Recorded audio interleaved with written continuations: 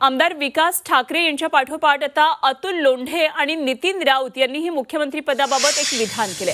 काँग्रेस कार्यकर्ता नाना पटोले यांना मुख्यमंत्री केल्याशिवाय राहणार नाही असं विधान काँग्रेस नेते अतुल लोंढे यांनी नागपूरच्या सभेत केले।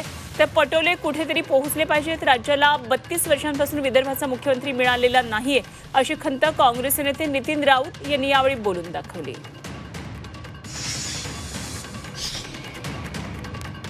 शिवशाहू फुले आंबेडकरच्या महाराष्ट्राला घाण करण्याचं काम केलं।